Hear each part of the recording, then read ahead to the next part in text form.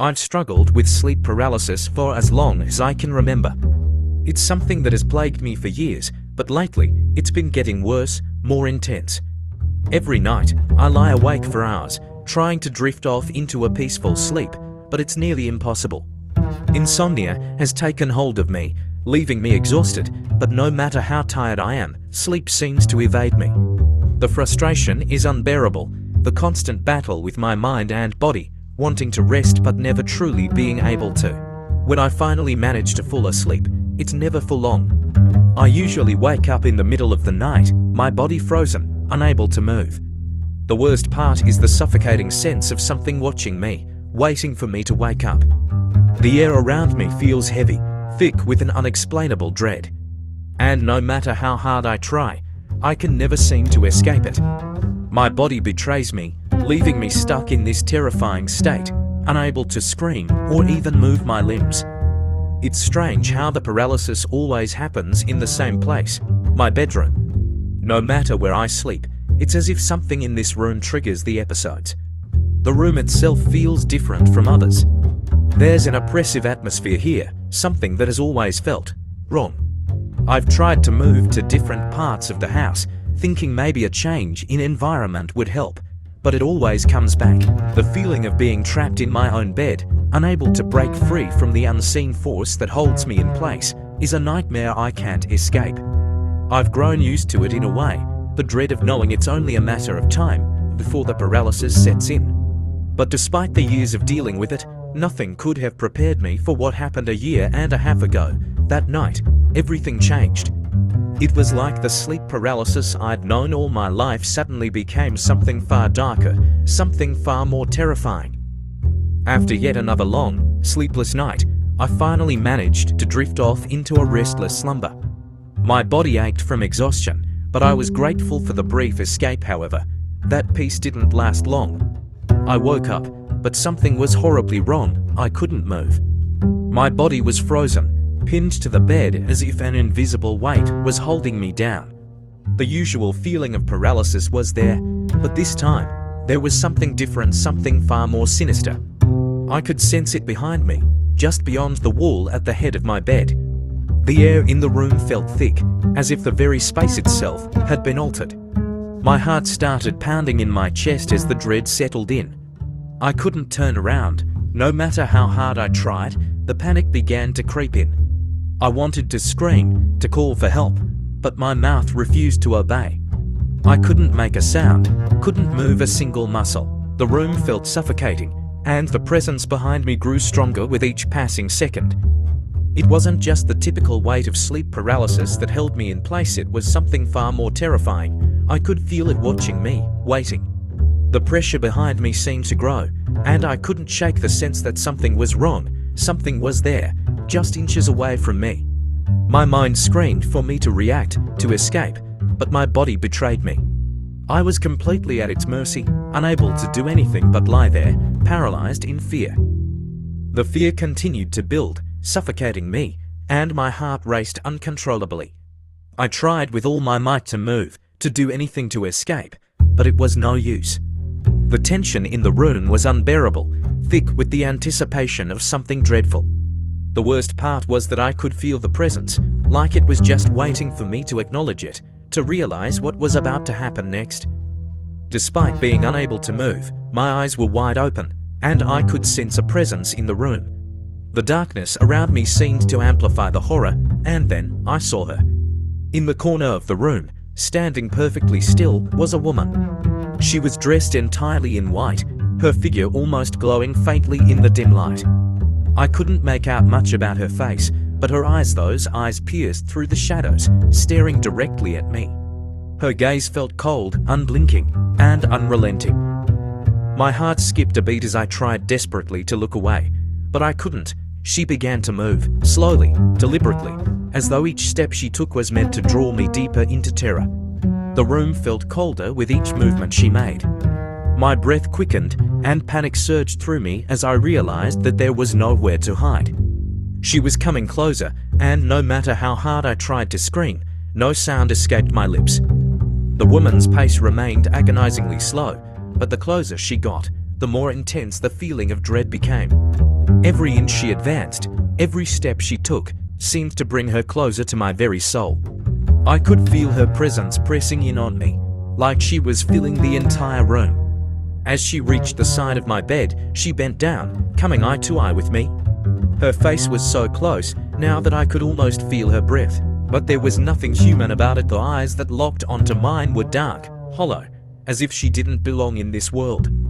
She crouched there, so close that I could feel the weight of her gaze on my chest, like she was looking right through me.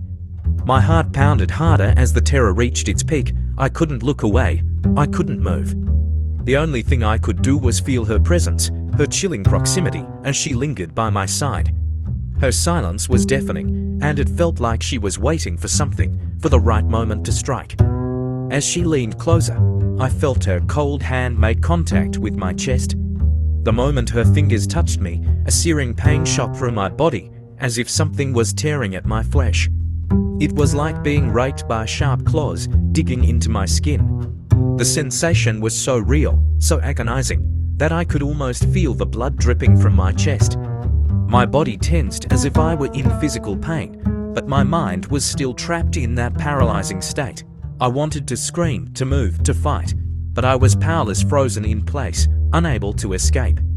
The terror I felt was beyond description. It wasn't just fear, it was pure, unrelenting horror. I could hear the rush of blood in my ears as I struggled to breathe, but every breath felt like a labor. I could feel the weight of her hand pressing down, and with it, the pressure in my chest grew unbearable. My body felt as if it was being crushed under the weight of her touch, and I could do nothing but endure the suffocating panic that clawed at my throat. Every second that passed felt like an eternity, and the pain continued to intensify. It was as if her hand was digging deeper into my chest, pulling at the very core of my being. I tried so hard to shout out, to beg for help, but no sound came. My limbs felt as though they were made of stone, frozen in time, while she slowly continued to press harder, making the sensation even worse. I was losing myself to the agony and the fear, trapped in a nightmare I couldn't escape from.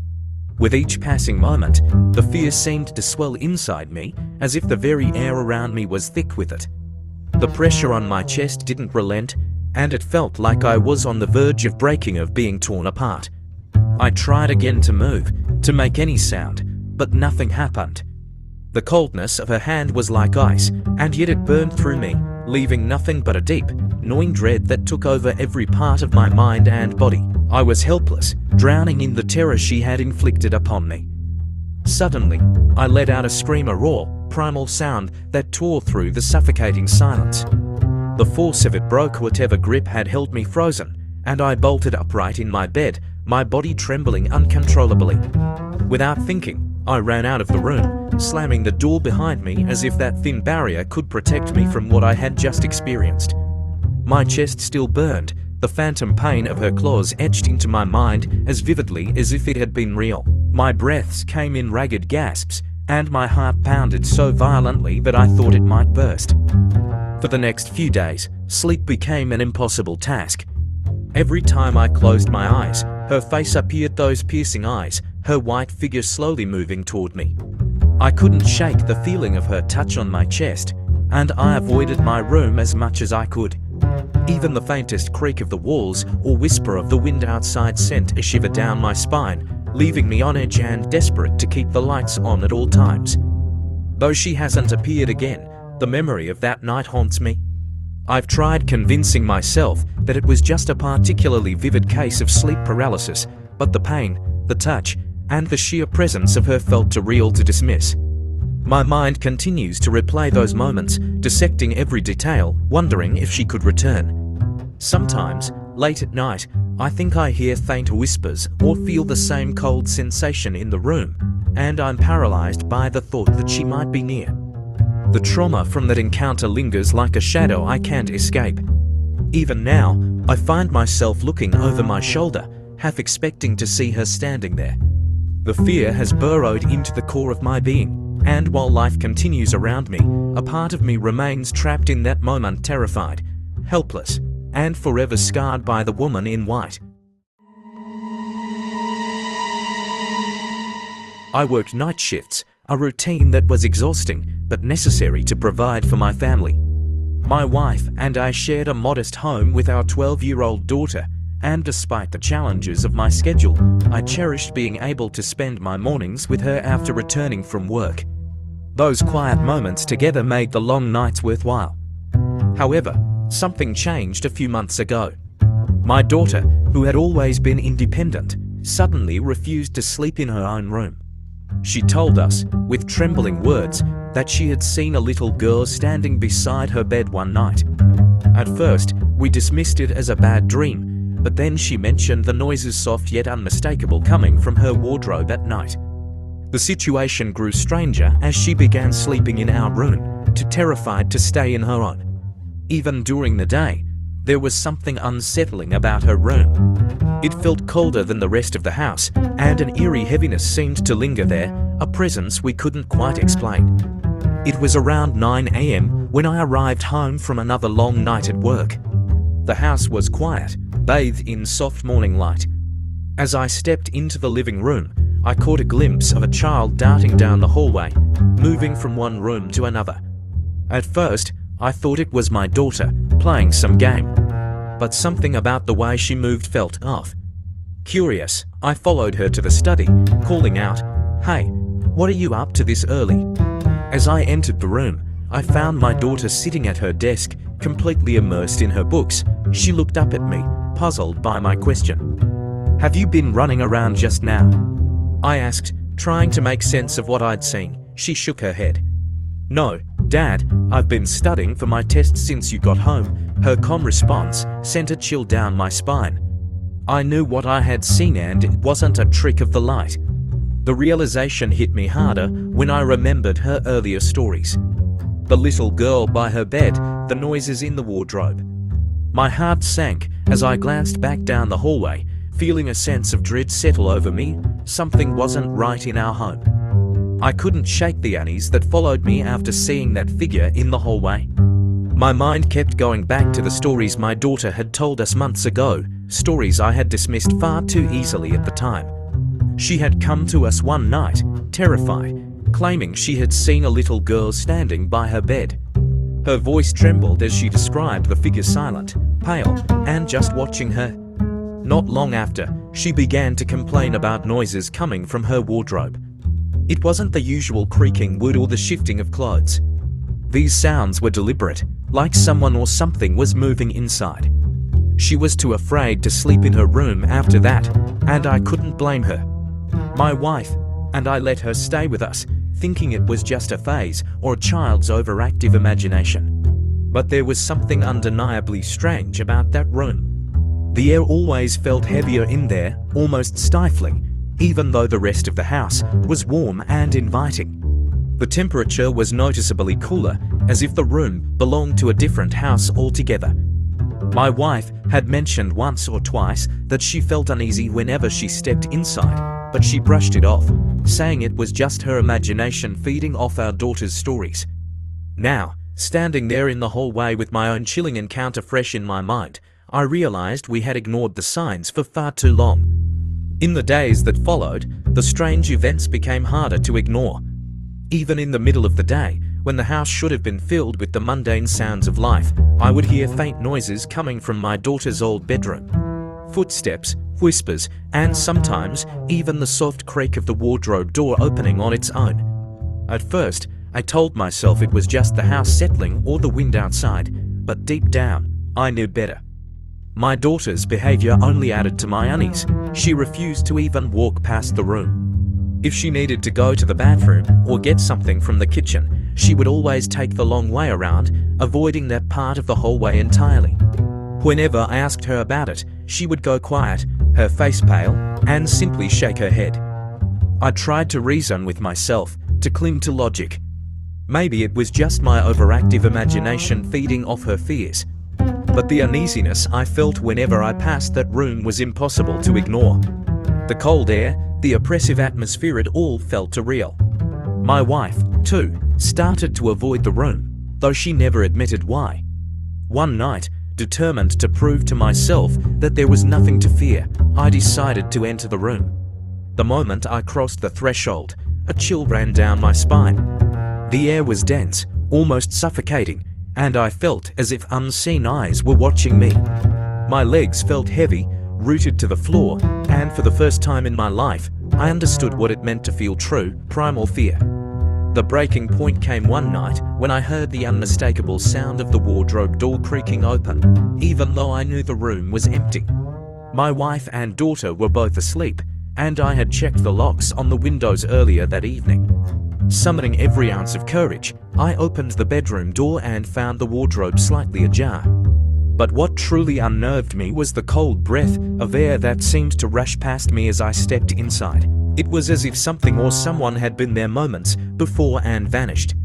The next morning, I sat my wife and daughter down and told them we needed to leave. There was no argument. My wife admitted she had been feeling uneasy for weeks, and my daughter confessed that she had been having nightmares about the garrotin, as since the day she first saw her, none of us felt safe anymore. The day we moved out was the first time I saw my daughter genuinely smile in months.